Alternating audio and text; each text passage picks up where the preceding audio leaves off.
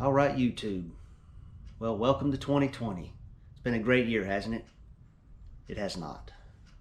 Unless you've been hiding under a rock, you know exactly what I'm talking about. 2020 has been a crazy, crazy year with the politics, with the racial divide, with the pandemic. Just a massive, massive, I'm just going to call it as I see it. It's just a massive shitstorm going on. But I got my opinions on all that stuff. I'm not talking about it here. Today, what we're going to talk about is these parts behind me. I'm going to finally do the disc brake conversion on my 66 C10. Got most of the parts laid out here. I want to catch y'all up to speed on what I've been doing. So with the shutdown that happened around March, I had some money saved up because to do this disc brake swap, let's back up a step. I had to change. You have to change the wheels. They will not clear these. Will not clear the disc brake calipers. So I'll show you the wheels here in a second.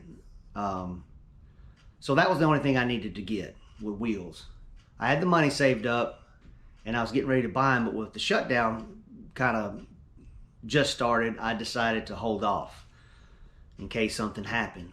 Well, I had an essential job, so did my wife. We never got laid off, never got furloughed or any of that stuff. Never lost any of our pay because I actually know a friend, she got 25% of her salary was reduced. And that was supposed to last for 12 weeks. Well, I don't know if she ever got her 100% back, but that's beside the point. I'm just saying a lot of people lost jobs, lost income, got furloughed, laid off, whatever. So it's been crazy. We kind of dodged all that. So, once business picked back up for me especially, I realized, okay, well, seemed like everything's going to be okay. Went in and ordered the wheels, and I ordered them around August. It took 2 months to actually get them, which was kind of weird. But the wheel company's based out of California, and with their shutdown and all the restrictions they got, plus the fires, it took 2 months to get the wheels. They had back order, and they had some issues with their suppliers. So got all that taken care of, got the wheels in last month, and then I had them powder coated. And I'll show you what they look like here in a second. So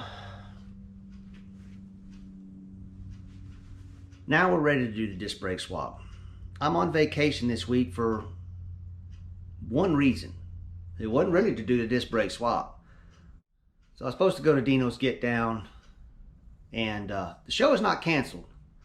But for him to have the show, he had to, it's an outdoor event too.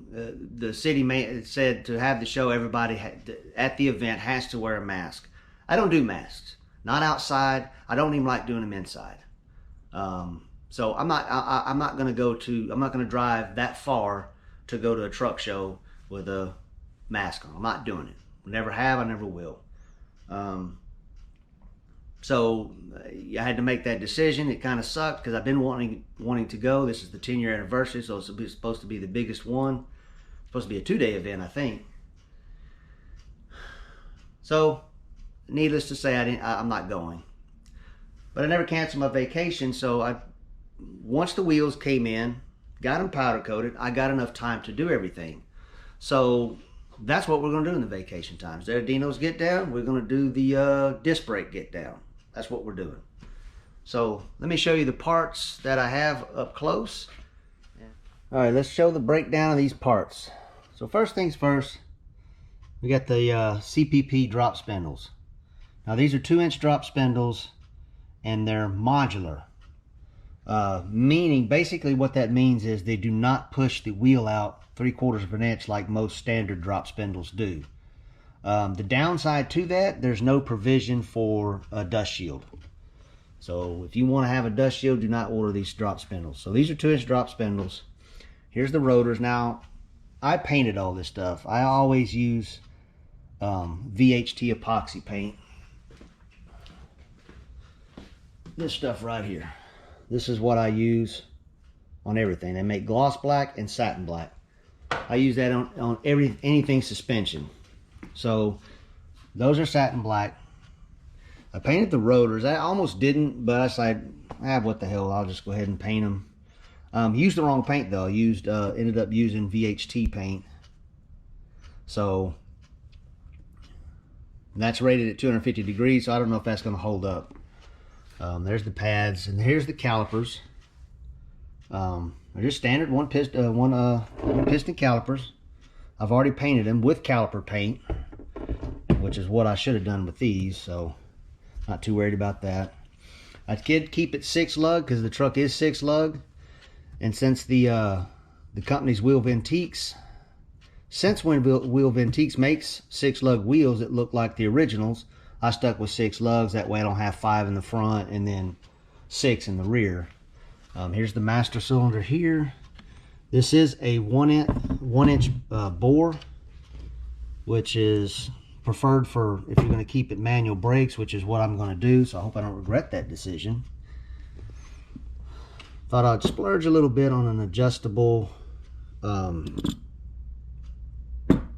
proportioning valve, so you can increase and decrease the amount of brake fluid that goes to the back. Of course, here's the brake hardware, or the caliper hardware for the spindle. There's all the fittings in here. You got all that, the hoses, and then you got your bearings and seals and all that stuff.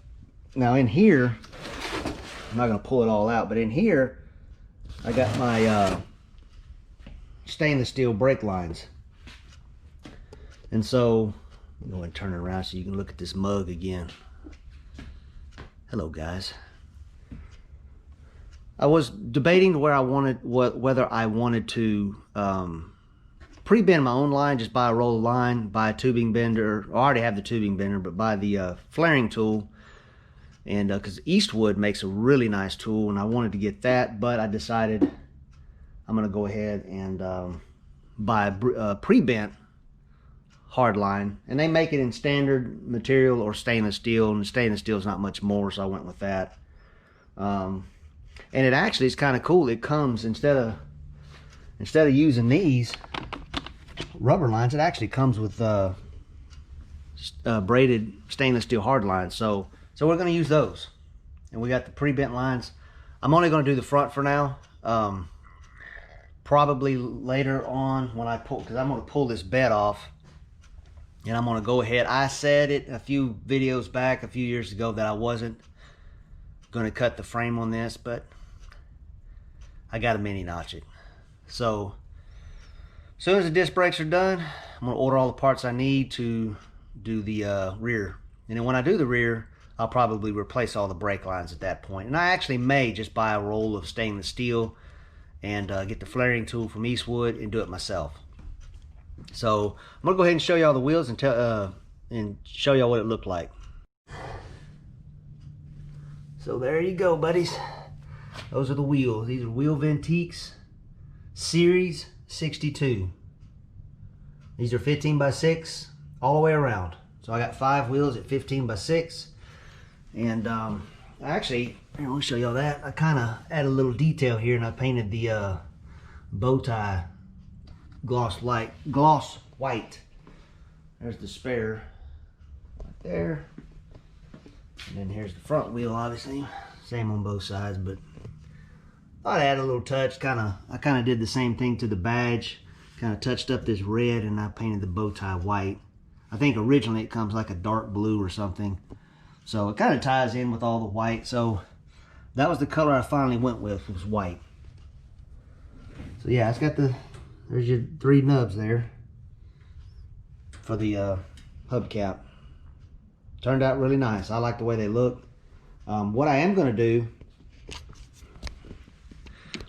do is I'm going to grab the old wheel, because I saved all of them, and I'm going to show you exactly why you cannot reuse your the old wheels when you do a disc brake conversion.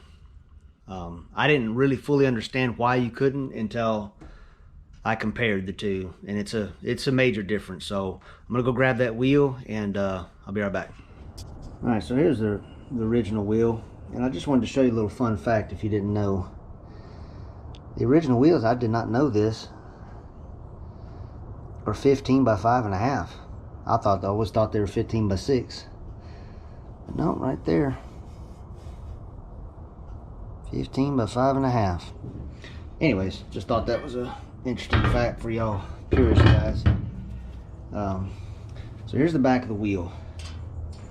Now let me go get a brake rotor and show y'all the clearance you have.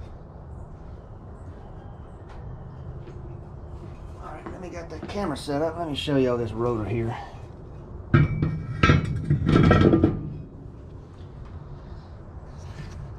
Now that's just the rotor, no caliper. Look at the space you have in between there. I can barely get my fingers in there.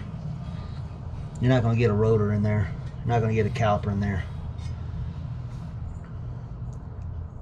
It's just not going to work. That's why you cannot use these wheels. There's just no space in here for the caliper to fit. Now, I'm going to show you what it looks like on that wheel. Alright, so there is the rotor with the caliper in it, and I already got the pads in it as well. And you can see that sounds just a pad on the rotor.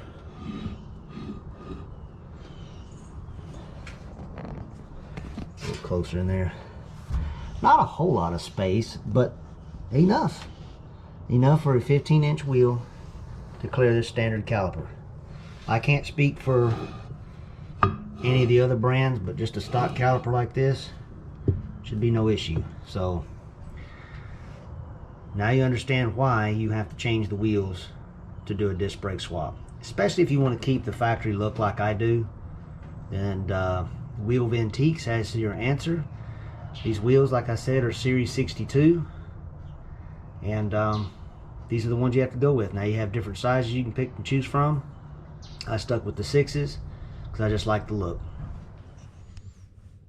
Alright, so now you understand the wheel issue and why you can't run your factory wheels. So this was just kind of an update video. Kind of want to catch up to speed with what parts I have to do the swap. Everything's painted. The calipers, the spindles, and then I even painted the master cylinder. Went with a cast iron gray on it to kind of make it still look like it was original looking. But so we got the new wheels, so there's nothing stopping us now. Got all the lines. I'm shooting on GoPro camera now. I got the Hero 8. I didn't realize the Hero 9 was coming out, but irrelevant. I got the Hero 8, so I'm gonna try to do some good angles and filming. I'm still kind of new to this and editing. It's not my strong suit, but I'm gonna try to get better at it, especially with this new camera. And I'll try to do different angles. I'll try to explain the best I can, and you know, time lapse through stuff that's kind of boring or you know, kind of mundane to watch. But so we're gonna get after this, and on the next one you'll see the front wheels coming off, and we'll get this thing done. All right guys, see you on the next one.